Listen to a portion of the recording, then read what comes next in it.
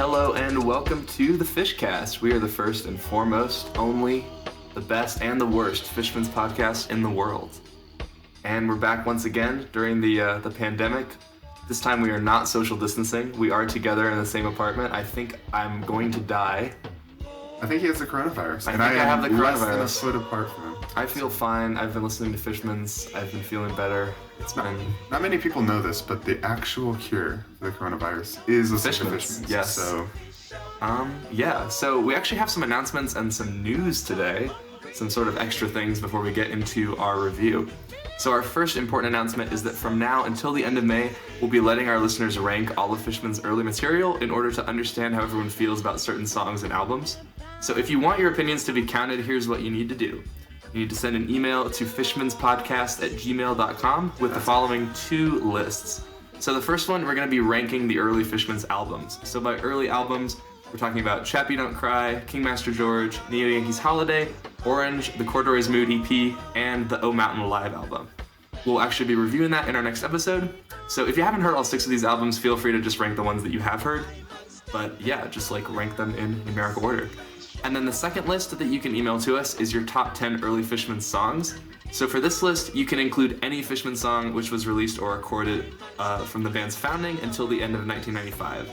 I think Night Cruising was also released in 1995, but that doesn't count because we're saving that for the second half of their discography. But yeah, you can rate any bootlegs, B-sides, or rarities, even if we haven't talked about them on the show. Really anything from their founding until 95. And for both of these lists, it should go without saying, but we're going sort of like bottom to top ranking. That is, whatever you have at number 1 should be your highest rank going down. And yeah, so just email that to us and we'll be going over these on our next episode. The reason why we're having you email them to us instead of just doing like a Google form is because instead of ranking by popularity, we're actually going to be adding weight depending on like what spot on the list you put the song or album on. So hopefully that'll give us a more representative view of like what things people consider the best. And I have one thing to say about this. Put Blue Summer at number 1. Hey, or not. All right, which brings us to our news segment, aka celebrities who are also Fishmans fans. So last episode, I think we talked about how Eric Andre is a notable Fishmans fan because he sampled one of their songs in his Blarf album. But between then and now, it has come to our attention that Grammy-winning producer Phineas, who is also the brother of pop star extraordinaire Billie Eilish, is aware of Fishmans. Just aware. We're not sure of his actual opinions on the band, but... Just aware. Yeah, he had a recent interview with Anthony Fantano of The Needle Drop, and they were sort of talking about how the internet can sort of breathe new life into older music. And Fantano asked Phineas if he was familiar with Fishmans, to which Phineas answered, yes. That was all he said. That's it. So it was pretty cool though, because I mean he's like a very celebrated musician, and this does sort of offer us there's a small chance that Billie Eilish listens to Fishmans. I think her favorite song would be Oasis. Her favorite song is probably Long Season, because she's fucking Billie Eilish. But we love you, Billie. Like, if you're listening to this and you're a closeted Fishmans fan, we would love to have you on the show. You can bring your brother, you can talk to us about like your top tracks, how you got into the band. Yeah, so I think that's pretty sick. Also, we learned just today that Rory from Dad Reacts, that YouTube channel that you may or may not be familiar with, his favorite song apparently is Long Season by Fishmans. So he's not quite on the same celebrity level as Billie Eilish, but once again, Rory, if you're listening, we would love to have you on the show. We'd love to do a huge live episode featuring fucking Eric Andre, Billie Eilish, Rory, Anthony Fantano himself. This is what we're building to. So that's been our news segment. Now time for the weather. All right. The album we're talking about today is Orange. Pretty good album. The 4th studio album by Fishmans. This is true.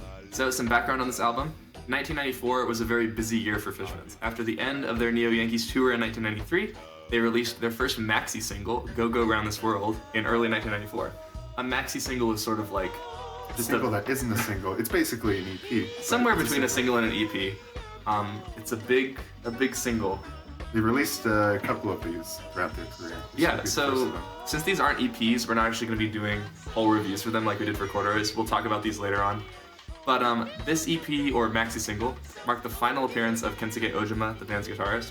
And following his departure, the band returned with yet another maxi single later that year titled Melody. These releases would both serve to foreshadow the funk rock sounds of Orange, and an alternate version of Melody actually appears on the album itself. So during that summer and spring, Fishmans traveled to London to begin work on a new album, which would be produced by Zach, their collaborator from Neo Yankees Holiday. At this point, Zach actually became the first producer to work on more than one Fishmans album, because up until this point, every album had had a different producer.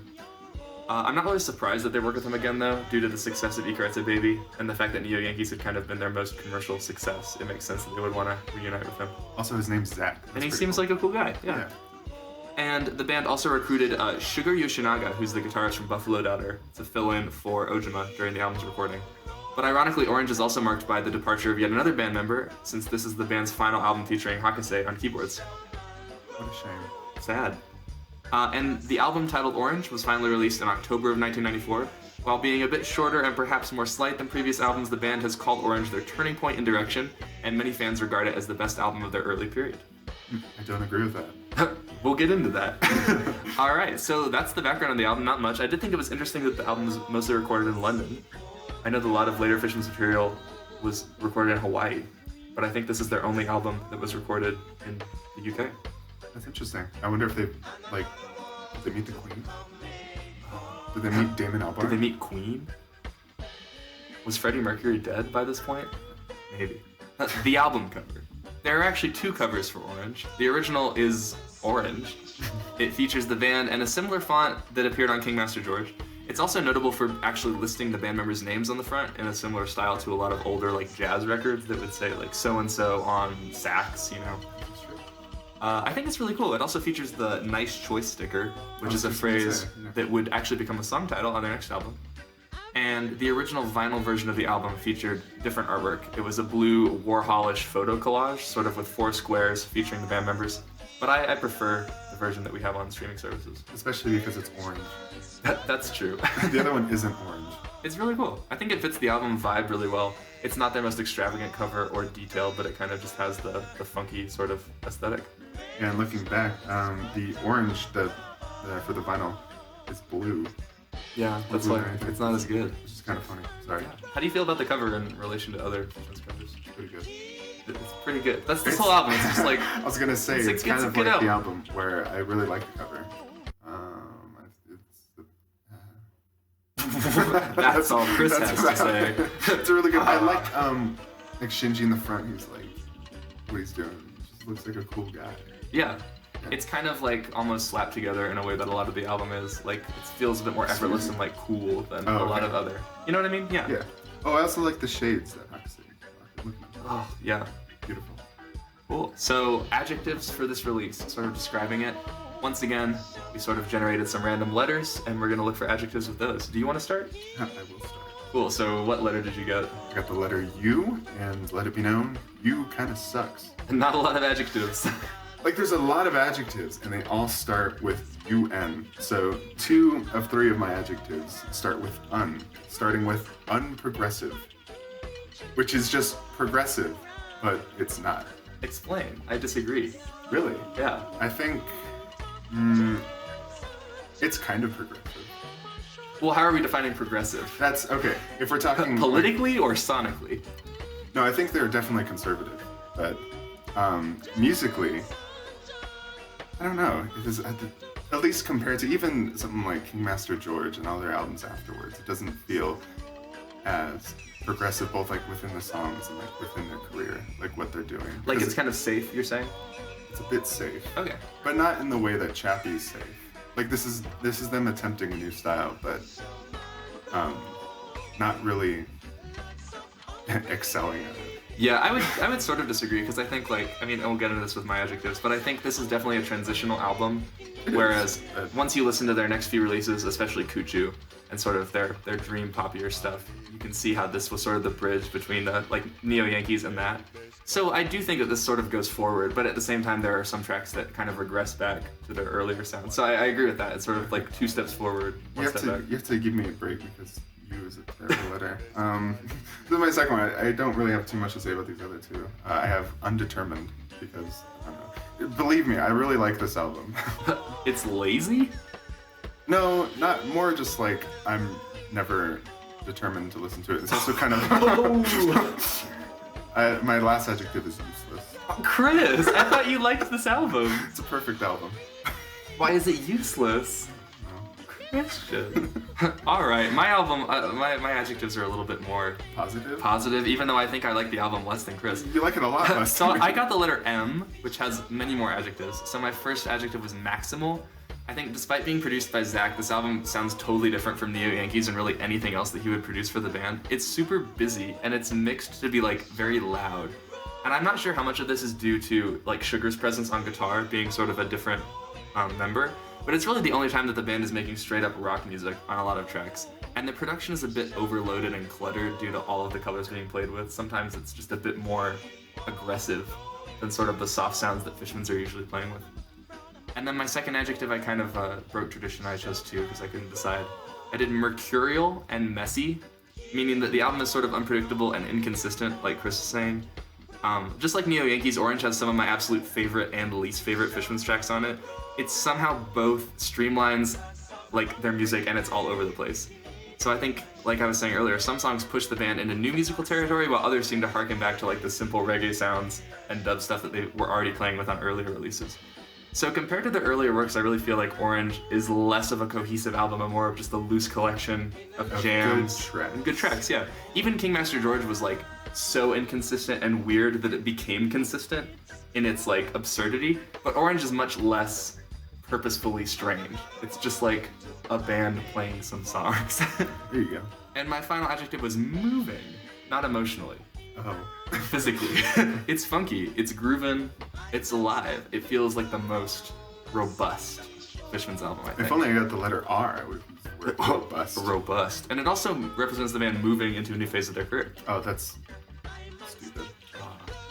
So, yeah, I think we sort of agree, though, that this is almost like, not to compare everything to Gorillaz, as I'm prone to do, but for fans of that band, you might be familiar with their 2018 album, The Now Now, which is widely regarded as like a pretty good album, but it's kind of like unremarkable, and it's just full of like unremarkable good songs.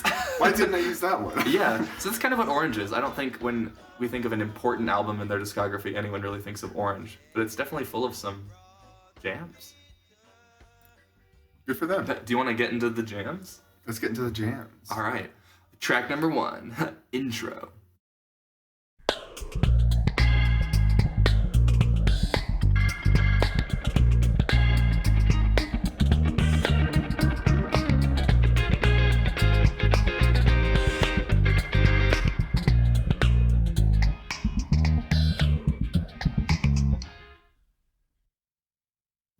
This is the greatest song of all time. That's what I put too.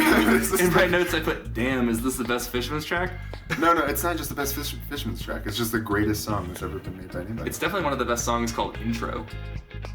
Yeah, I think so. And there's a lot of those. We kind of just have some real funky guitar and this really cool bass line, and then it's just stops. It's just keyboard, but like without everything else. It's an intro to the album. It is an intro to the album. Actually, it's barely an intro to the album. It's just an intro to keyboard, which feels like an I think intro this is to the cool album. because this is really the only Fishmans album that has like an intro track. I mean, like aside from the live albums that have Slime. Oh, But yeah, no, I like it, and it sort of establishes just the loose, like jam-based vibes of the album. Yeah, it's the best thing humans have ever There's done. nothing else to say about it. It's like how many seconds long? 20 seconds. 20 seconds. Okay, yeah. Now the second track is Kibun or Feeling.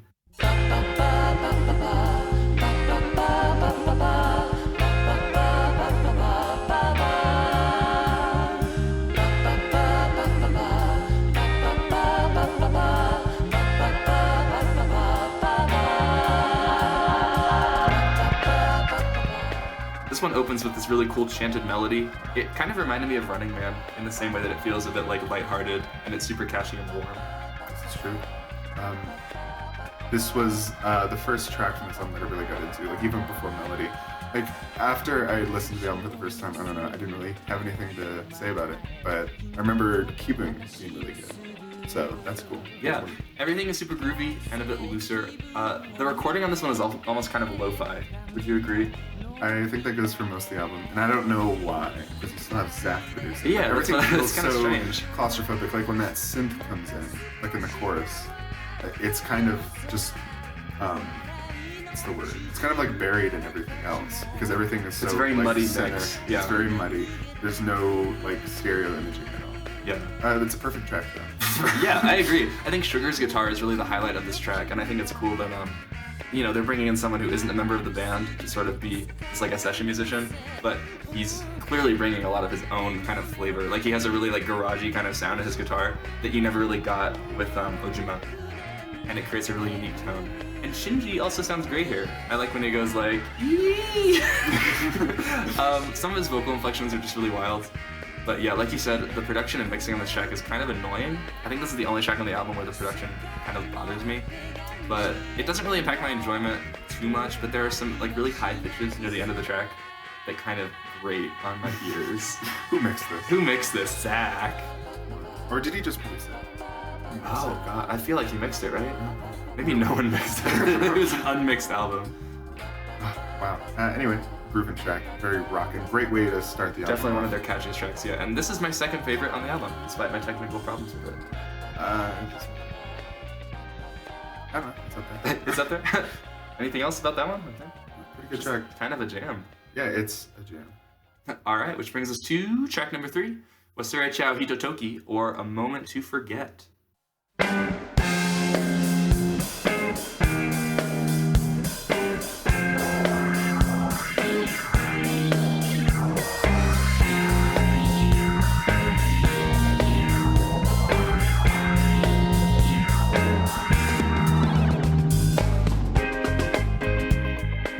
So the guitar riff that opens this track, it sounds exactly like the opening of Total Football by Parquet Courts. That's all we have to say about the track. That's all we have to say about the track. It's equally a grooving song and cool, and you should go check it out. But it's sort of like that dun dun dun dun. And the first time I heard this song, I was already familiar with the Parquet Courts track, and I was like, this sounds like something. And it's that feeling that you get when you're like trying to place a song that it sounds like. And I think I thought about it for like a whole week. And I looked through like every song in my library and I couldn't find what it sounded like. And then I finally stumbled upon it and I was like, yes. Okay, that's it. And then the synth comes in. The synths in the song are so cool. This one's cool because it is groovy. The verses are really nice. Yeah, like the whole song, it doesn't feel like it's sort of chorus-centric. It's just very like vibe-centric. I was gonna say, in terms of the synth, I like how Neo Yankees, which was sort of the last album that Ojima was on, had a lot of these really like guitar highlighting tracks, like Walk In, where he's given like a whole solo. Yeah. And it sort of worked out because he left after that. And I feel like Orange does the same for Hakase. Like, I'm not sure if they knew that he was gonna leave the band, but this is definitely like the most synth-heavy Fishmans album up to this point, which is really cool that he has a lot of stuff to do. Yeah, but the song is equally like jamming and melancholic. Like, it has me tapping my head, but also sort of thinking, being sad, reflecting. I really appreciate the line, "No fun in the funny face." Oh, fun in the funny face. Yeah. Try to decipher that. What is he trying to say? He's having fun. It's Shinji. Have you seen his face? It's pretty funny. Yeah. I was also gonna say, like, you were sort of talking about the synth in the verses that comes in. It's sort of like duets with Shinji. Yeah. And I like. It's also very like a juicy sounding synth. Like, I think this album, despite being like very over, like, complicated and busy, every sound that's going on is really interesting. Who produced this? Zach. Good job, man. So yeah, we get fun in the funny face, and then feeling nice is another English lyric. And also, there's a lyric here, Zutomai, which is actually translating to long ago, and appears as the title of the opening track on the next Fishmans album. Much better. And the line it appears in this track translates to, "A forest of trees that I saw long ago looks like a B movie." Is that what he says? Yeah, as in a B movie, like a shitty movie, not like the B movie. Okay. Jerry Seinfeld. Okay, that makes more sense. I thought that was a cool line though. And this track sort of maintains the rougher jam band aesthetic of Kibun, but I feel like this one is produced a bit more clearly. And I think it's because muddy. I think it's because it's less rocking. Yeah, like Kibun the entire way was kind of jamming out. This one takes some moments to not jam out. That's true. The guitar here is more used for sort of like the rhythm rather than like a big garagey time. This is my favorite track on the album. It's one of my favorite Fishman songs of all time. It's also the 4th most popular Fishman's track on Spotify, which is weird. Who decided this? Who's listening to this song? I think that's actually kind of cool though, because it wasn't a single. I mean, if I recall the other 3, are Night Cruising, Baby Blue, and Long Season, which makes sense because they're very popular tracks. But this one isn't really one that I think of when I think of most popular Fishmans tracks. But it only has a few thousand streams less than Long Season. So I guess that means, like, I know that the reason why Baby Blue is really popular is because it appeared in a lot of people's playlists that Spotify generated. So I'm not sure if this also appeared in this playlist, or maybe people just really like it. That'll be cool. I guess this is something that we'll find out next episode after we get all of your votes in for the best tracks. Watch as no one votes for it. No one votes for it. Then I'll be like, who is listening to this on Spotify? It was just... It's insane. They're all from me. Yeah. Okay. That's the track. The fourth track on the album is My Life.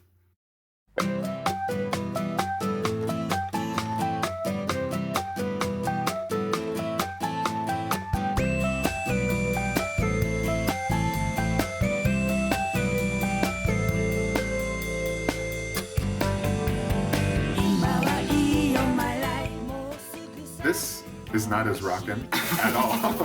And I will say though, the production on this is significantly better than the other ones. Yeah, that's true. It's more like of an acoustic jam, so I think there's sort of less room for kind of like obnoxious guitar tones. Hey, can I say something? Yeah. Shibuya K. Oh, Shibuya K. I was gonna say that the little acoustic keyboard jam that begins this track sounds like Mario Kart music. You're right. You know, like if you just looped right? it for like an hour, you could be racing to it. And then once Shinji comes in, it kind of just sounds like an anime ending theme. In a good way. I really like the chorus of this song. I don't know, it's just I don't know. I really like the song. I just don't have anything to say about it. I do like how unique it sounds. Like I wrote that it is interesting to see Fishmans go in a more acoustic direction because they're normally not doing that. So yeah, it's one of the few tracks that I would definitively call, like, even beyond Shibuya K, it's more focused on the guitars. Yeah, but I think the songwriting kind of is a bit lackluster. I don't know. It's in this awkward spot for me where like the rhythm isn't rocking enough to be like a jam, but it's also not slow enough to be like pleasant. So it kind of just exists, and that's why it sounds like Mario Kart music. Mario Kart music's really good though. It's yeah, like it's music you could loop, and it's like background music, and you could listen to it for hours on end and like never get bored. It doesn't grab me, I guess. I don't know, it just makes me feel good, especially after the first two like actual tracks. It's a nice change of pace, and it doesn't sound like anything else on the album, but it still sounds like it belongs on the album, which is nice. Yeah. Unless you disagree. I don't know. I think this is where the album starts to lose its step a little bit because I think like the first two tracks are so they're so cohesive and they so have this like new sound for the band that's like more rockin' and funk based. And then this track, it's definitely not anything that the band has done before, but it's just different enough that after this point we start to sort of slip down into mediocrity. I would think, like, there's a couple tracks that kind of sound like this from before. Like, I don't know. Maybe some stuff on Corduroys, honestly. That's what I was saying. Yeah, that acoustic Shibuya K. It's a song. I enjoy it. It's not in my favorite tracks, but I really like this song. You want to know a song that I don't really enjoy, Chris? That would be Melody, the fifth track on Orange. Are we already 5 tracks in? Yeah. All right, Melody.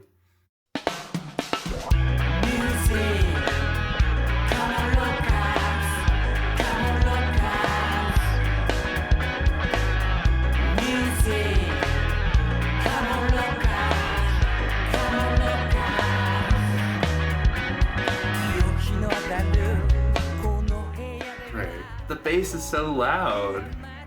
And it's so good. No. It's so good. I know this is an unpopular opinion. So Melody, as one of the tracks that appears on 98, the live album, I know a lot of people really like it, but there are multiple versions of this track. And for me, comparing like the live version on 98, the single version that came out before Orange, and the actual version on Orange, this one is the weakest. Because I think the production is like kind of way too muddy. I think this is the worst produced song on the album. Melody and Cuban to me are kind of like, they're songs that are kind of the same thing. Okay. Like both in like production, they're both like the funkiest songs on the album, and they're both kind of like the best songs on the album. I think so, despite being like the most poorly produced. Yeah. I guess it's the actual melody of Melody, ironically, that falls flat for me. Like it's not very catchy compared to something like Kibun that had such a strong melodic hook. I mean, like, what is it? Explain to me why you like this song. I wanna like it more. Actually, I'm not gonna be able to convince you.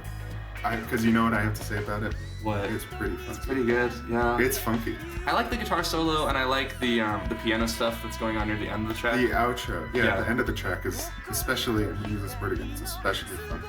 Yeah. It's really just Shinji and like the melody that I don't really like that much. And also it has the fucking organ sound from Neo Yankees. It comes back, the baseball organ. But it sounds really good in this track. You have to believe. I thought we were done with it. No. You were the one that said we were done. But we're not. I don't enjoy this song. I do like the original single version a bit more because the melody is still what it is. But I just think it's mixed better and it has a bit more. And of course the live version on 98 I really love. Which is a much different version. But this, I don't know, this sort of stops the album dead in its tracks for me. By the time I reach this point, I'm just like... So is this like your second least favorite track then? Beyond... This is my second least favorite track on the album. I know what your first one is. It is... Wait, no. Do you have more to talk about melody? Come on, rockers. Melody. Oh yeah, when I listened to the song the first time, I thought he was saying like locusts.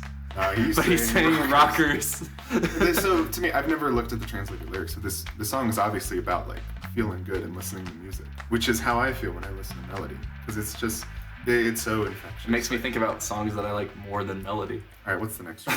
The next song is my least favorite song on the album, and most people's least favorite song, I would assume, Kairi Michi, or Way Home.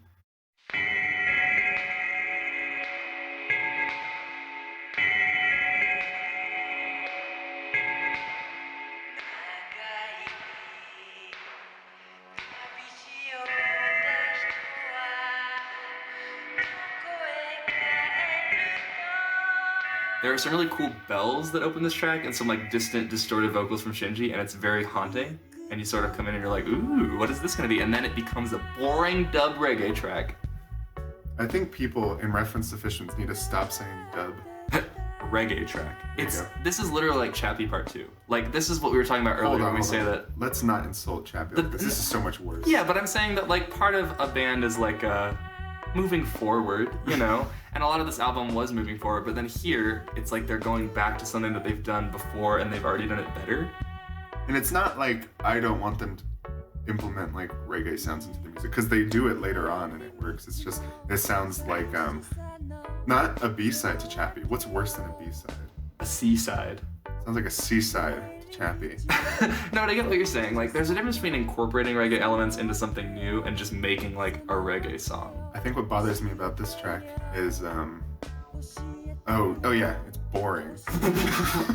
Like the bass is boring. What Shinji's doing is boring, and there isn't a whole lot going on to tell me that this track isn't boring. Yeah, it kind of goes up, and he's like, "Kairi Michi," and that's it. I think I was looking for one element of the song that I like, because I mean, it is a song. And there's a really cool, another like liquidy synth that comes in and gives the track a bit of a unique flavor, and it definitely sounds like an orange melodic element. But that's really it. And like, this is also where the record's cohesiveness starts to fall apart for me, because it sounds totally different from the vibe established in the first few tracks. And just in tone too, because Orange is such a light, breezy album up until this point. And this song is kind of dark, but not even like... It's not dark, it's just boring. Just plotting, yeah. Plotting is a good word. Well, I wanted to say something. Oh yeah, if the song were faster, it'd be better.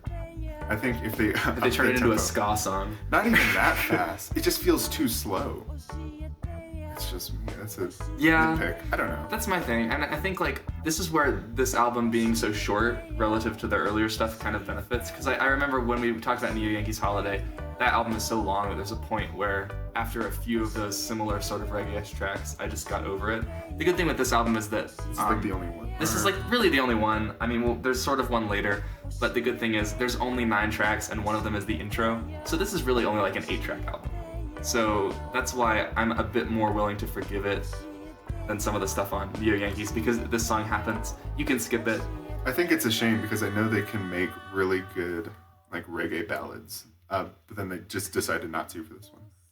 Yeah, it's disappointing. It's truly one of the band's most inessential songs. I think, honestly, this might be... Your least favorite? On the album? Track? Oh, like overall? Yeah.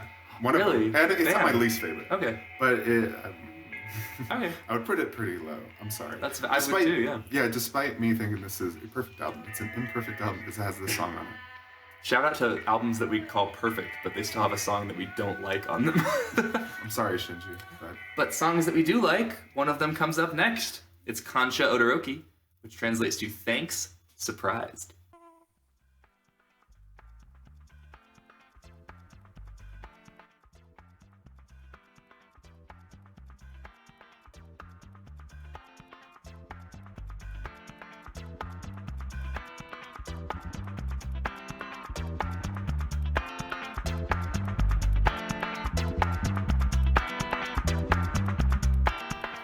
Hey, this is the greatest song ever made. It's so good. And also it's perfect placement in the album, putting it after the weakest track. The worst Fishmans song. You get the best Fishmans song. It's such a huge difference. This song definitely returns to the sort of orange funk sound that was established with the first few tracks on the album. It's definitely in that same lane. But it's more progressive. More progressive. There's a really cool bass and guitar line, and yeah, it propels forward in a really unique way. Yeah, I like the way that the song kind of fades in with that. Here's another cool thing. It starts off with this sample drum loop for the first verse and the chorus, and there's a bit of a breakdown, and then the real drums come in. Yes, and it feels so powerful, yeah. And just the guitar here is very very speedy and very sort of it brings the energy back into the album. There's so much energy in this track, but it's so it's so good. The chorus is life-affirming and perfect and gorgeous. And the baseball organ comes back, but I can't complain. Sort of like how it appeared on Walkin' on the last album, but it's just so cheesy and glorious that... I don't even think on this track it's cheesy. I think it fits the sound palette perfectly. Everything on the song is done. That's true. I think the good thing with this album is that when the baseball organ shows up, the mix of this album is so muddy that it kind of fades into it a bit more. Whereas on Neo Yankees, the album was so cleanly produced that every time the organ came in, also, I think just meshing that organ with the more psychedelic trip hop vibes just doesn't work as well as because you hear organs a lot in early rock music, so it makes more sense here in a more rock-centric album. It's a very earnest sound. It's just it's sweet. And Shinji's vocals during the outro sound transcendent. He sounds like a woman, and it's amazing and beautiful. Man, that's when the second chorus hits. Woo. That's. This is my number 3 on the album. This is my number 1. I know, it's one of your favorite Fishman songs, is it not? It's my favorite Fishman song. Damn. Don't spoil this too early. We're gonna go over our favorite tracks. I was just joking. It's not his favorite Fishman song. Still, it's very good. And I really do think that the core 3 songs of this album are Kibun, Mosure Chao, and Kansha Odoroki. They kind of represent the Fishmans. I mean, there might be songs later on this album that people think are better than some of those, but those 3 songs definitely show the vibe of Orange as a unique project. I would pretty much agree, except I'm fine with Mosure Chao, but I would say Melody. Yeah, that's true. I guess most people would prefer Melody, but apparently not, because Melody is not the 4th most popular Fishmans track on Spotify. Whatever. You're not wrong. I would just say I would personally include Melody. Okay. Mosure Chao. All right. Kansha Odoroki. It's the best song ever made. Damn, this album is just flying by. There's so few tracks. The 8th track perhaps has the best title of any Fishman song. It is Woofer Girl.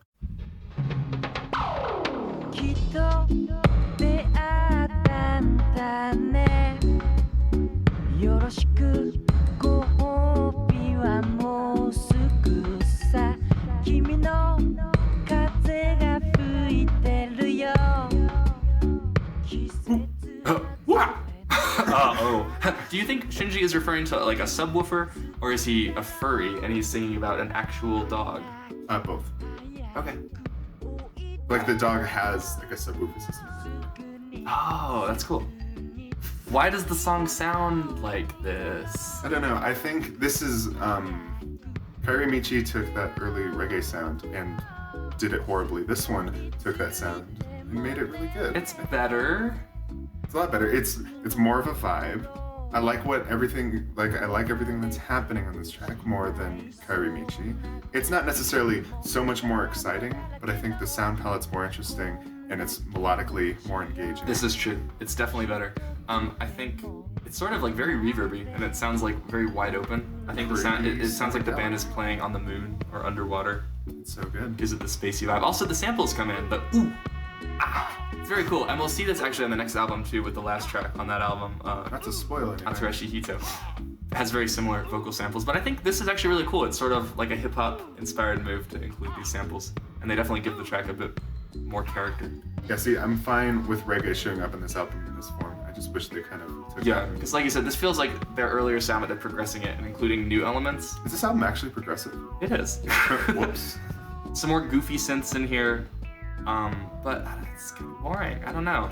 Like, I don't think so. Like even this, I mean, I think maybe if I had heard this album without hearing their later stuff, I would have liked it more. But I think everything here, particularly this, sounds like something that the band would just do better later on in their career. That's fair. Yeah. It's still a really good song. So it's not a song that I'm gonna skip on the album, but if I'm sitting down and I'm like, let's listen to a Fishmans track, I don't know if I'm really gonna pull up Woofer Girl when like they make Woofer Girl 2 later on and it's better. Yeah.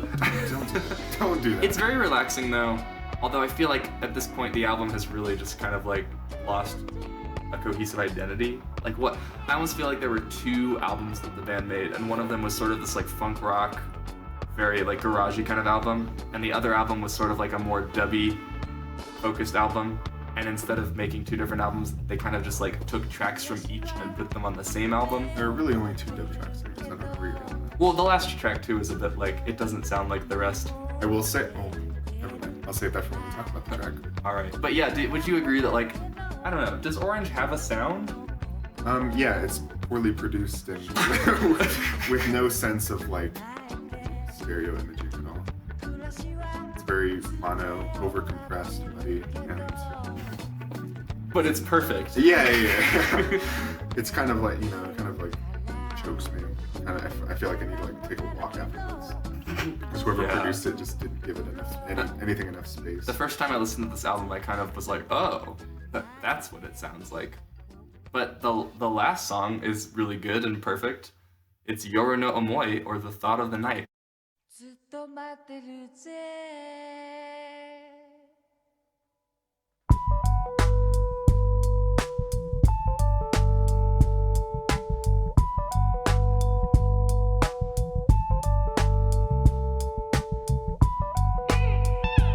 This is a trip hop song.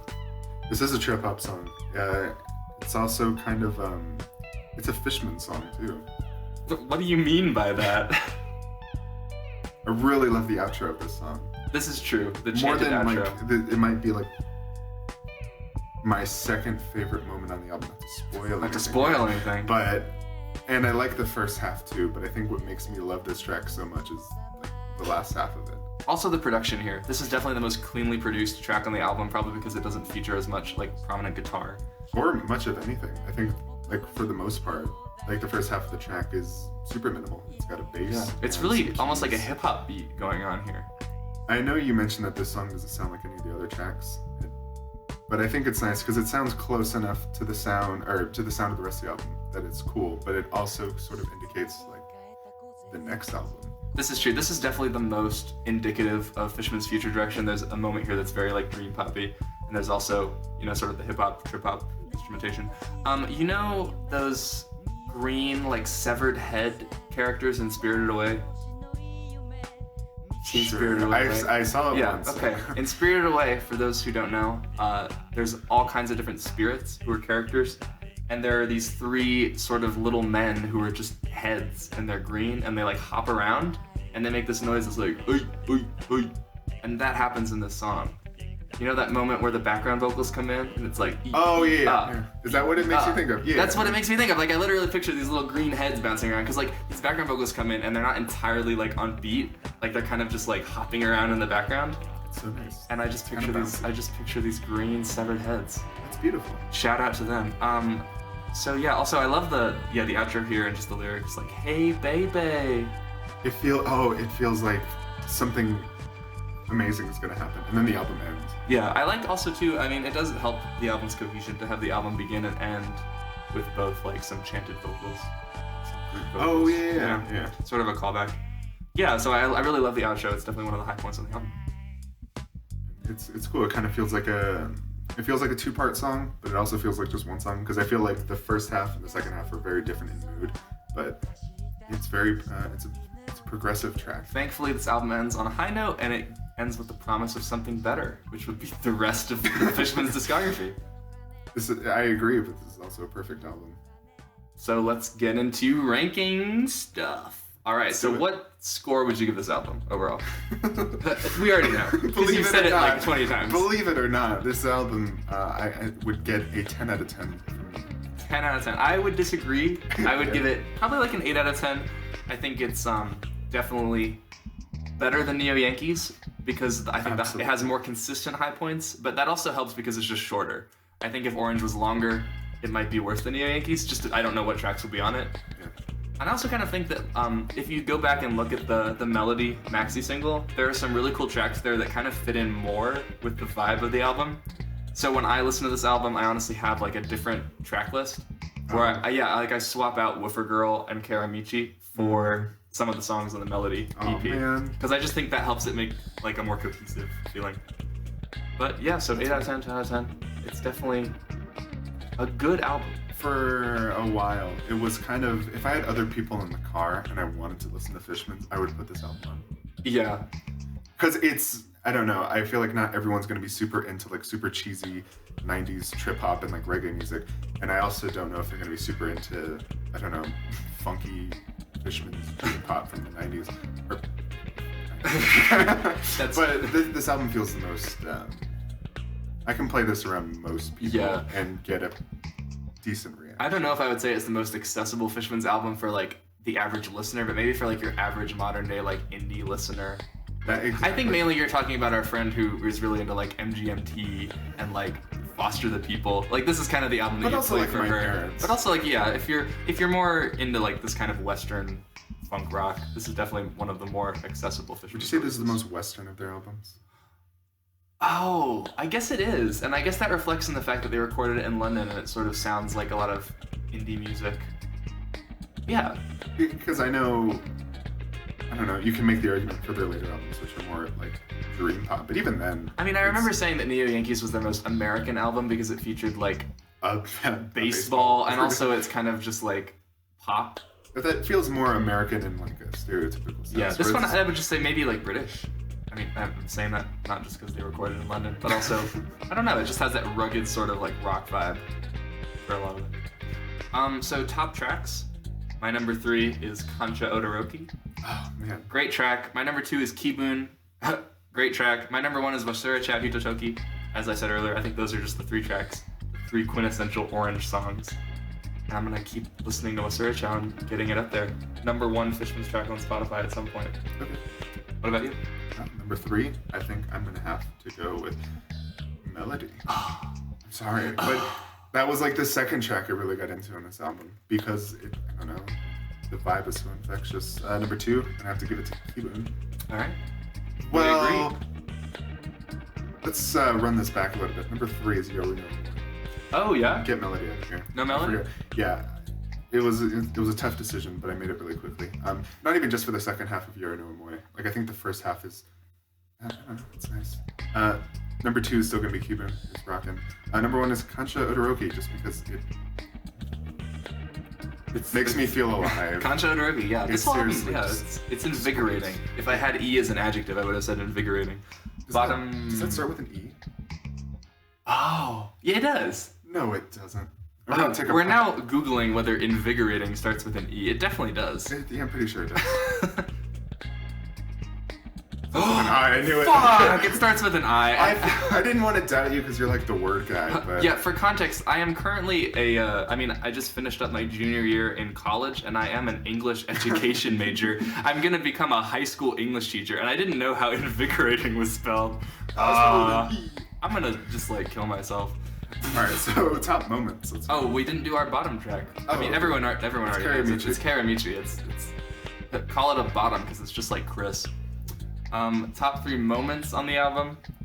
My third moment is Intro, which is also a song, but it's short enough that it's a moment. Okay. It's short. It sort of like gets you into the flow of the album. My second moment is Ooh Ah on Yoro no Omoe. Or wait, Woofer Girl. See, I don't even know. I never listened to this album. On Woofer Girl, the ooh ah, it's very cool. It actually gives the track some flavor. Some character. It makes it listenable. And my number one moment is that very juicy and liquidy synth that comes in during the verses of Wasuri Chow. I love it. It feels very modern and sort of forward and indie, yeah. Nice. Okay, we got 3 moments coming here.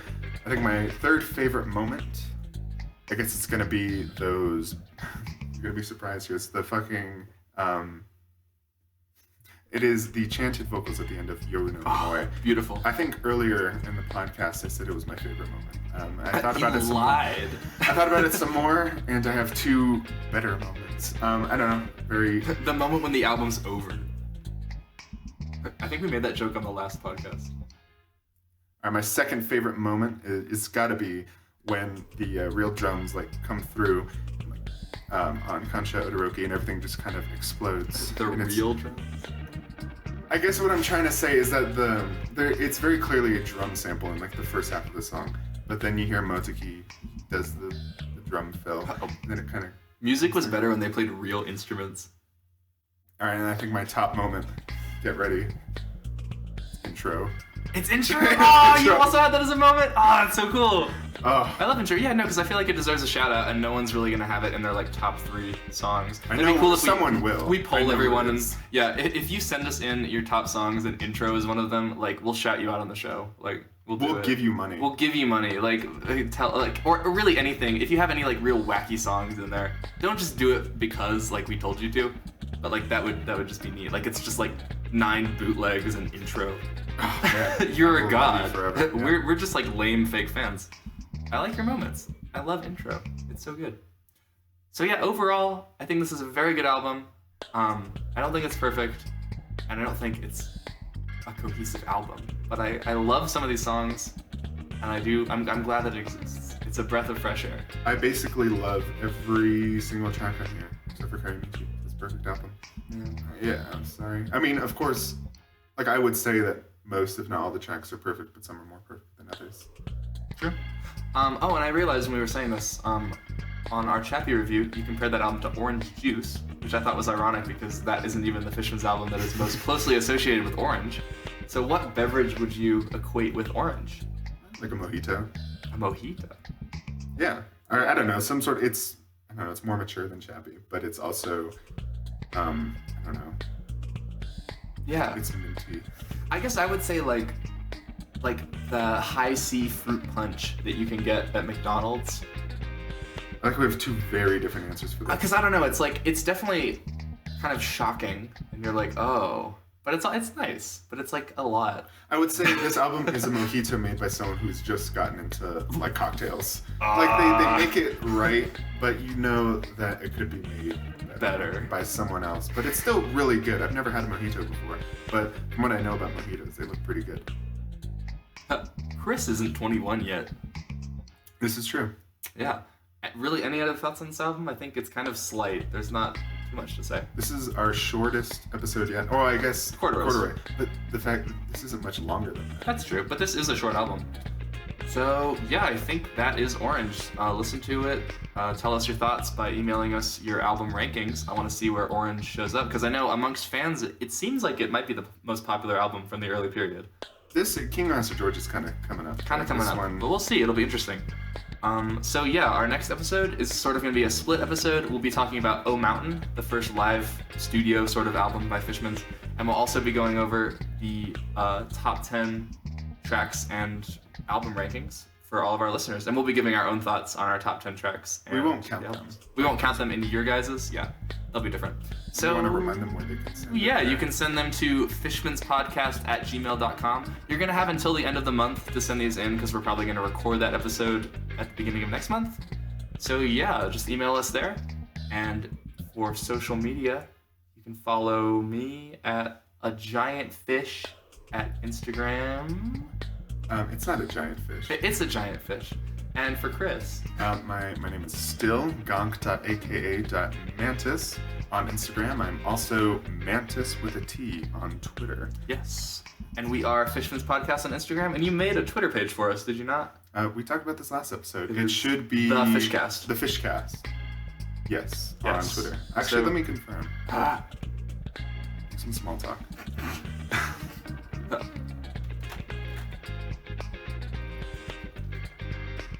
And we will be the FISHCAST on Twitter. This is our official Twitter page. Official. This is our official Twitter page, and hit us up. Cool. That's that. I'm excited to talk about O Mountain and really just get into like the latter half of Fishman's discography, which I think is what a lot of people have been waiting for. Long season, live albums, and like Set a Gaia trilogy. Fishmans. Fishmans.